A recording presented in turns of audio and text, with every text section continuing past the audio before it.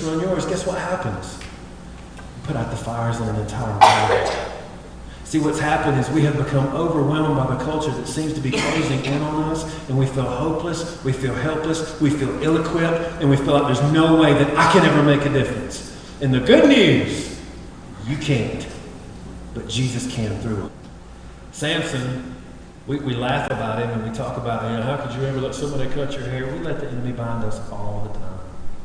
We let him tell us, you can't do this, you can't do that, you can't do these things. And the enemy not only comes and says, Benji, you'd be happier if you did this. The enemy comes to us and goes, well, you wouldn't really be happy if you did what he said, would you? God didn't really say. And so I'm here today to declare to you, you've been wrapped up in non-binding things. The enemy can lie to you all he wants. But there is power in the name of Jesus.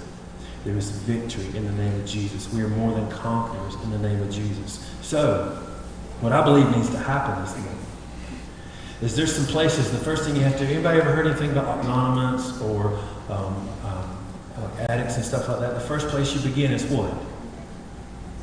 I have a problem. And let's be honest, folks. There's a lot of us in this room been in church so long, we don't admit we have problems anymore. I mean, not like those people.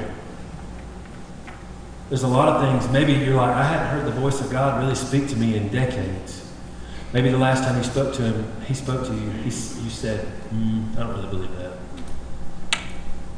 And you've been in bondage for years or weeks or months or days because he said, hey, I think there's something we need to work on here. And you begin justifying that sin rather than pushing into his freedom.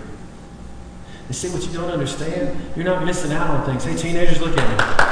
All over the room, teenagers, look at me. One of the greatest things the enemy will ever come at you with is if you don't do that and you don't participate in that and you act like this, you're going to miss out. You're not going to get to do what everybody else does. You're going to stop getting invited to things. People aren't going to like you.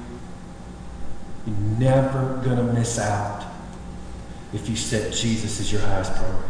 If he is my life, not just at the top of my totem pole, okay? But if he is the source that everything in my life touches, no, you're not missing out. All you're missing out on is garbage.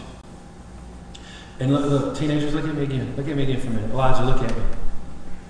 Look around this room when I make this statement, okay? You ready? The people in this room that are not teenagers, the enemy lied to us, didn't he? He sold us the bill of goods, and if you do this, you'll really be happy. If you do this, they'll really love you.